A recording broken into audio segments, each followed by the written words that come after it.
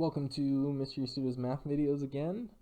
This is going to be a video on just evaluating inverse trig functions. So just to give you a quick heads up about how I'm going to do it, I'm going to just basically break down what an inverse function is and what we're looking for with inverse trig functions.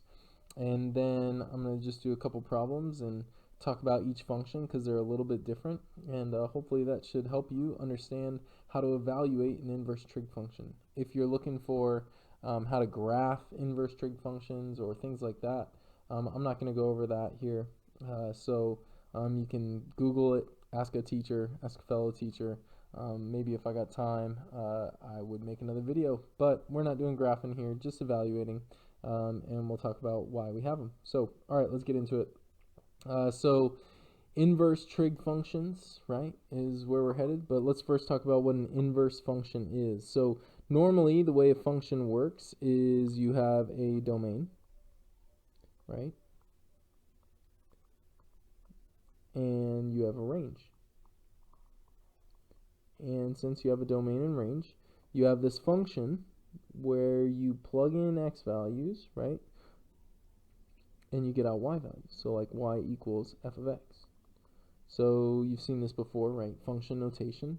And so if I say that the domain is all real numbers, you can plug stuff in. So like things you've seen before, like y equals x squared, right? You plug in any number, you square it, you get a number that matches up with it in the range. And so there we have it. All right, so that is a normal function. Well, what's the duty, or what's the, I guess, purpose of a inverse function? What does it do? So let's just kind of take a look at that. Inverse functions, y equals the inverse of f. Let's say it's that, right? So that's our inverse notation. Hopefully you've seen that before. But what you're doing is you're going from the range back to the domain. So what was the range in the original function is now the domain in the inverse. And what was the domain in the original function is now the range in the inverse.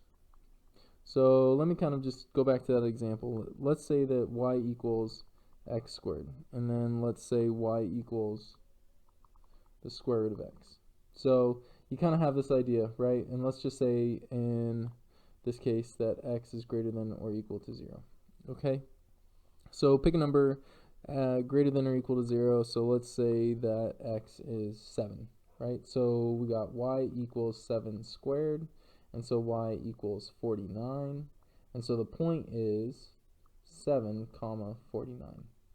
So in the inverse function, what should happen is we should be able to plug in the y value for x. So we should be able to do the square root of 49, and it should get us back to the original x value, but that's now the y value. So y equals 7. And so we have this idea here that the point would be, for the red one, for the inverse, would be 49 comma 7.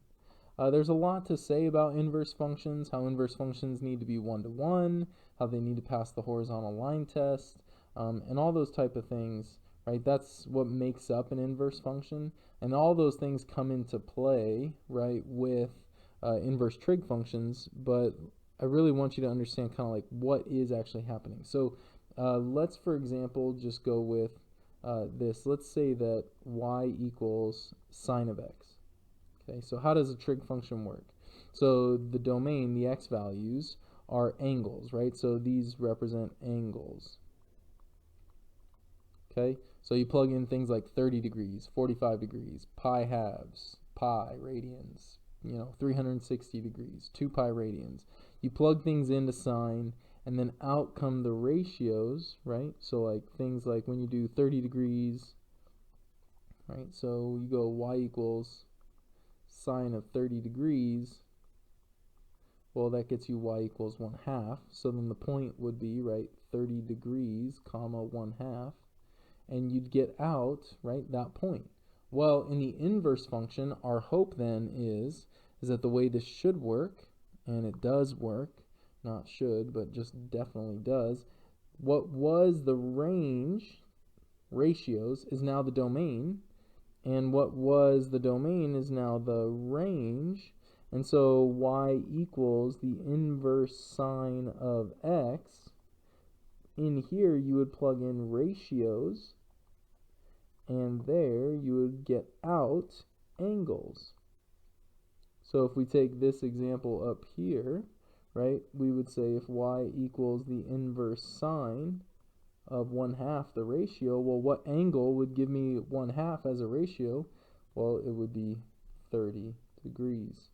And so then the point would be 1/2, 30, seeing the domain and range switch, okay?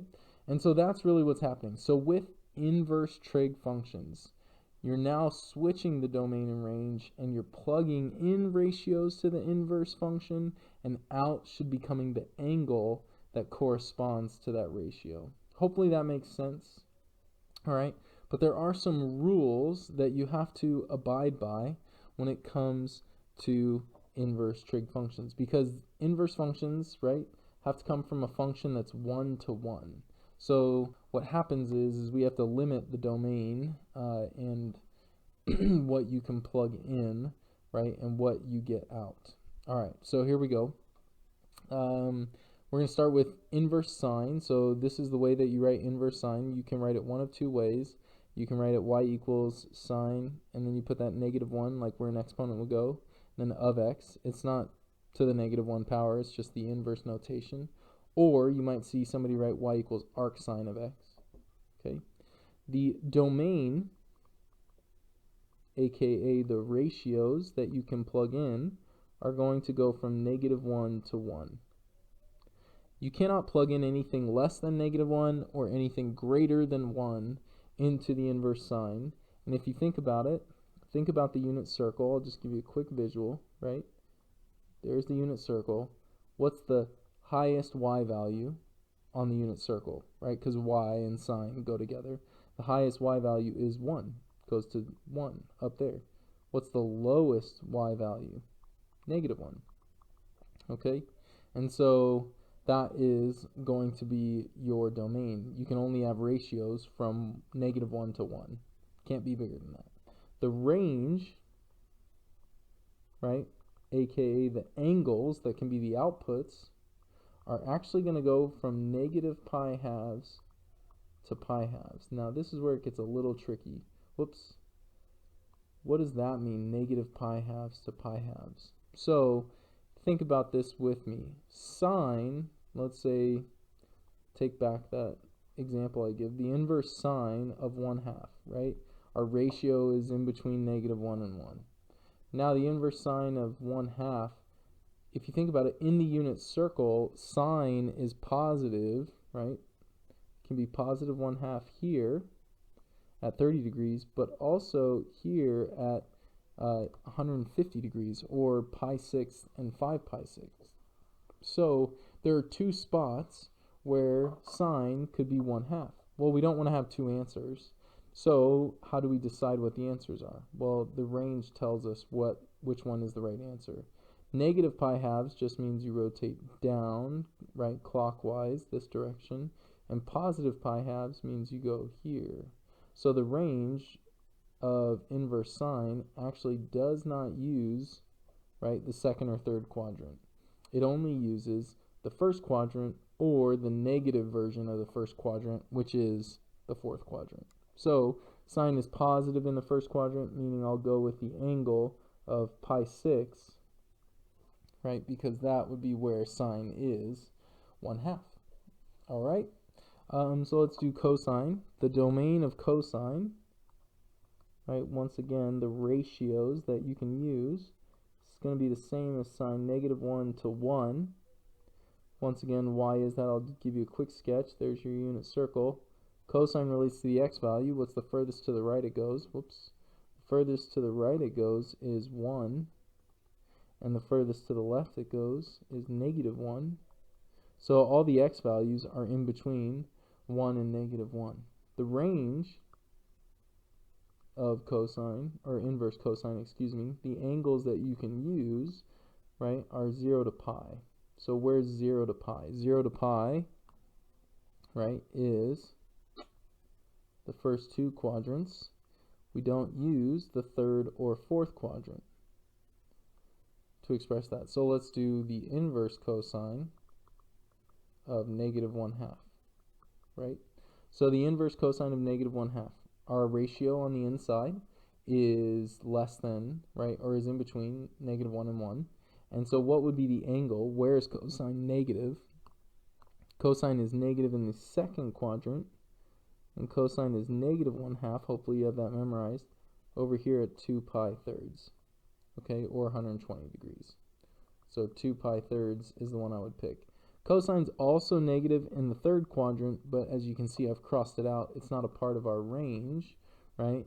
So since it is an inverse function, for every input, you can only have one output, which is why you really got to get the range correct. So hopefully you're taking good notes, okay? And then the last one, right, tangent, okay?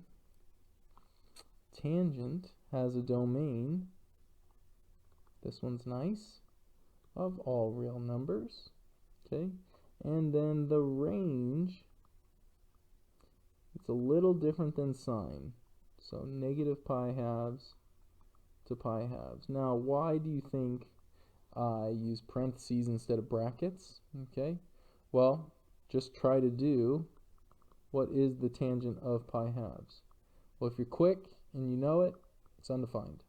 So pi halves wasn't even a part of the original domain of tangent, so therefore pi halves and negative pi halves can't actually be a part of, right? Can't actually be a part of the range of the inverse. So that's why you have parentheses, not brackets, okay? Now negative pi halves to pi halves are the same quadrants. It's quadrants 1, so from 0 to pi halves, the positive, or the negative direction angles, which would be the fourth quadrant. So it's just the first and fourth quadrants again, okay? So here we go. We're going to evaluate a few.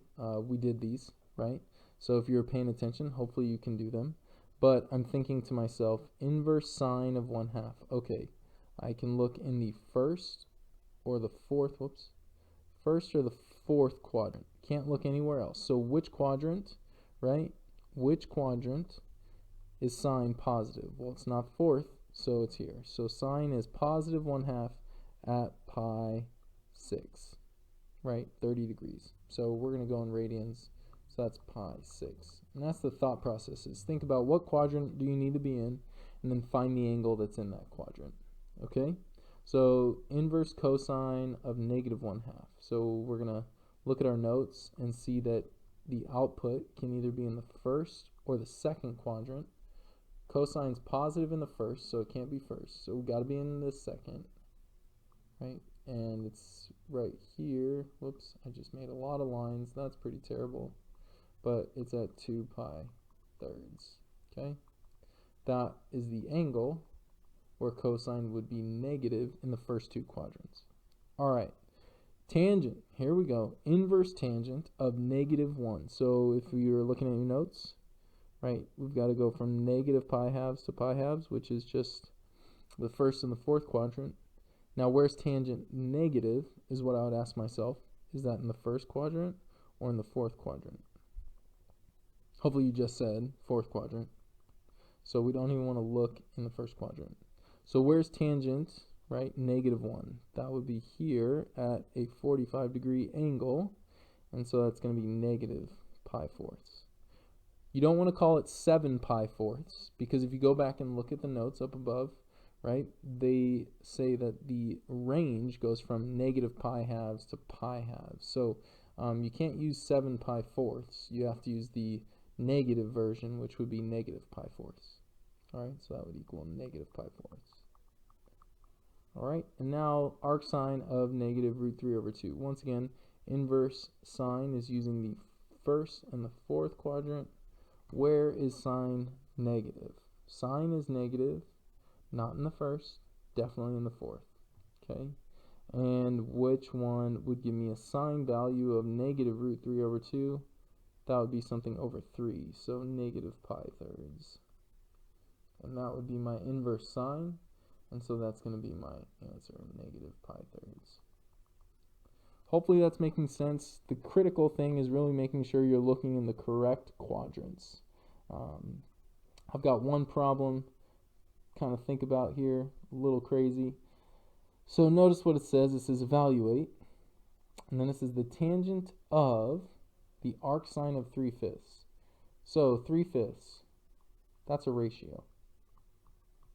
Is that a normal ratio that you expect to see on the unit circle? Hopefully you're saying no, shaking your head, saying something like that.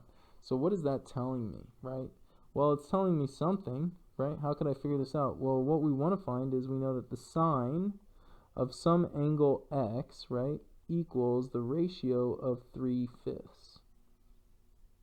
So if that has to be true, think about it. You could draw a triangle, and you actually don't need, right? What you're trying to do is you're trying to figure out this angle so that then you can evaluate the tangent of that angle. Well, if I have a triangle that represents this scenario, couldn't I just find the tangent of that triangle? So here's my right triangle. Sine's positive, so I've got it in the first quadrant, since the inverse sine can only be in the first or fourth, so I've got it in the first. There it is, there's x. And if it's opposite, 3 over hypotenuse 5, then that means this is a 4. And if you're taking a look, now we can evaluate the tangent.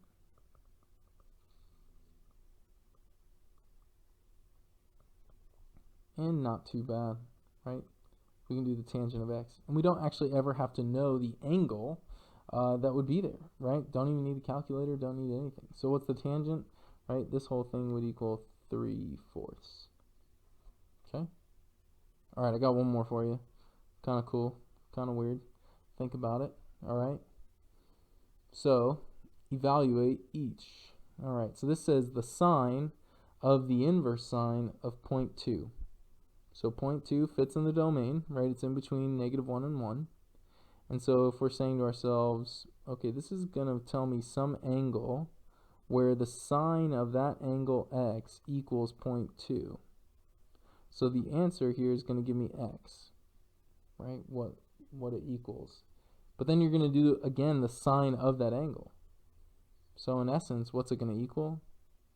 Well, hopefully you said that they would kind of cancel out and equal 0.2. All right. Now, it seems like, think about this, it seems like these would cancel out too because they're inverse operations. As you look at number 2 here, with the inverse cosine of the cosine of 225. But let me just say this. This could not equal 225 degrees. You say, why not? Right? Why not? Well, remember I gave you the range, right, of the inverse cosine? And the range of the inverse cosine was from 0 to pi. What is pi? Pi is 180 degrees.